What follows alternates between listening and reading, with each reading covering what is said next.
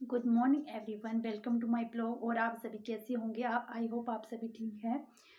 तो सुबह से मैं 5 बजे से उठ रखी थी क्योंकि आज हमारा व्रत है। आज अहोई अष्टमी का व्रत है जो बच्चों के लिए किया जाता है। और सुबह से मैंने सारा ही काम कर लिया था, घर का थोड़ा बहुत बचा है। सुबह उठ के मैंने धूप जोत भी कर लिया था नहा धो के। और अभी मैं फ्री थी तो थोड़ा मैंने सोचा कि वीडियो ही बना लूँ। तो आज व्रत है तो मैं इसके बारे में आपको बताऊंगी कि हमारे हिमाचल में ये व्रत कैसे किया जाता है। तो प्लीज़, अभी मैंने अपना सारा घर का काम कर लिया है और अभी मैं लंच की तैयारी करने जा रही हूँ। अभी मेरे हस्बैंड भी आने वाले हैं और बाद में उसके बाद मेरी बेटी भी आ जाएगी। तो मैं कर लेती हूँ लंच की तैयारी।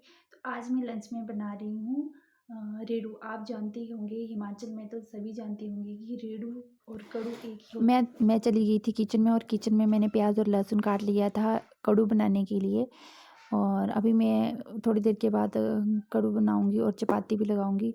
हाँ, मैं एक बात बताना भूल गई थी। हिमाचल में कई जगहों पे ऐसे है कि अहोई अष्टमी का व्रत नहीं रखा जाता है, क्योंकि ये कहीं कहीं रखा जाता है। जैसे मेरे ससुराल में तो रखा जाता है पर मेरे मायके की तरफ नहीं रखा जाता है। तो उसके बाद मैंने थोड़ी देर के बाद रेड़ू बना लिया था। तो फाइनली अभी मेरा रेड़ू बन के तैयार हो गया है। तो देखिए, ये ऐसे हमारी तरफ है तो ऐसे ही बनता है। हो गई फ्री और मेरे हस्बैंड भी आने वाले हैं थोड़ी देर के बाद। उसके बाद मैं करूँगी अपनी पूजा की तैयारी। पूजा की तैयारी करने के बाद मुझे बनाना है गुजिया, क्योंकि मैंने अपने बच्चों के लिए पूजा में वो ही रखूँगी। उसके बाद मैं चली गई थी किचन में और किचन में जाके मैंने कढ़ाई में डाल दिया था घी और सूजी। उसको अच्छी तरह से भूना। मैं अच्छी तरह से भून के मैंने फिर इस थाली में पलट दिया था। और मैंने नारियल भी काट के रखा हुआ था, कद्दूकस करके रखा था। और बाद में मैंने बनाई थोड़ी सी सूजी और ये गुजिया की स्टफिंग है। और अभी मैं इसमें डालने आटा भी गूंदने लगी थी। आटे में मैंने डाला था थोड़ा सा घी, क्योंकि इससे क्या होता है ना कि आटे की स्टफिंग आटा बहुत ही सॉफ्ट बनता है। मतलब कि कुछ भी बनाए तो बहुत ही सॉफ्ट बनता है, खाने के लिए अच्छे से बन जाता है। और फिर मैंने बना ली थी गुजिया। यहाँ पे मेरी गुजिया हो रखी थी रेडी। उसके बाद मैंने बनाई खीर।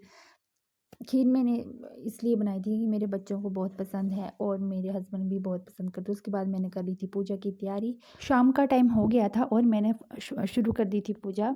और मैं आपको बता दूं कि ये मैंने बच्चों के लिए आज रखा था सेब और संतरे और गुजिया रखी थी, क्योंकि मेरे बच्चों को ये सभी बहुत पसंद है।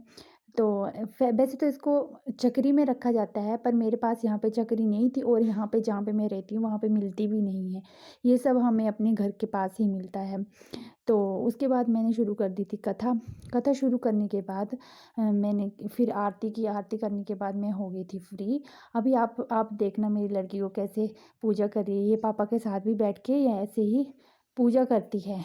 फिर अभी ये यहाँ पे बैठ के भी जय जय ही कर रही थी। तो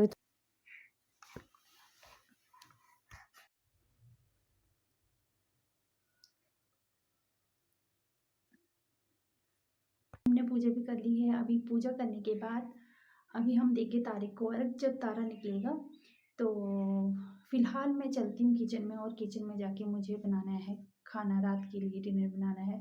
तो उसमें हमारे रहेंगे दाल और चावल। चावल और दाल इसलिए बनाते हैं क्योंकि हमारे वहाँ पे उसको शुभ माना जाता है। बल्कि मेरी सास भी यही बोलती है कि दाल चावल बनाना शुभ होता है। उड़द की दाल और चने की दाल, खासकर उड़द की दाल और चने की दाल शुभ मानी जाती है, इसलिए मैं बनाऊंगी उड़द की दाल और चने की दाल और चावल। तो खीर भी बना रखी है मैंने। खीर तो मेरी बन ही रखी है। तो फिर जब तारा निकलेगा तो हम देंगे अर्घ।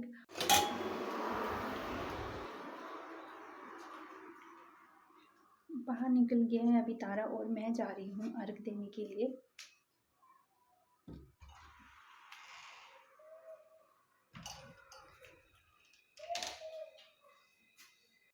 उसके बाद मैं चली गई थी बाहर और बाहर जाने के बाद मैंने तारे को देखा और तारे को देखने के बाद मैंने धूप टीका और फूल चढ़ाया और धूप किया। उसके बाद मैंने थोड़ा सा प्रसाद बनाया था वो चढ़ाया। प्रसाद चढ़ाने के बाद मैंने दिया अर्घ। अर्घ देने के बाद फिर मैं हो गई थी फिर और फिर मैं थोड़ा सा माथा टेका और फिर से मैं आ गई थी अंदर। रात के बज रहे हैं 9 और आज का ब्लॉग मेरा यहीं पे ख़त्म होता है। तो अगर आपको मेरी ये वीडियो अच्छी लगे तो प्लीज़ लाइक, सब्सक्राइब और कमेंट ज़रूर करना। Thank you.